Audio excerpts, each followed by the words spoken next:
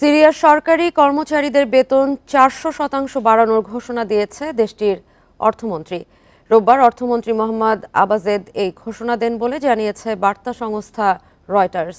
একে সিরিয়ার অর্থনৈতিক বাস্তবতার জরুরি সমাধানের দিকে প্রথম পদক্ষেপ বলে উল্লেখ করেছেন অর্থমন্ত্রী।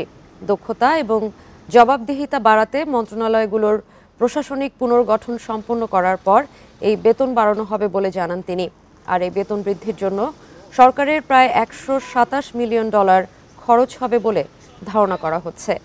বিদ্যমান রাষ্ট্রীয় সংস্থান ও আঞ্চলিক সহায়তা, নতুন বিনিয়োগ এবং বিদেশে রক্ষিত সিরিয়ার সম্পদগুলো মুক্ত করার প্রচেষ্টার মাধ্যমে এই অর্থায়ন করা হবে।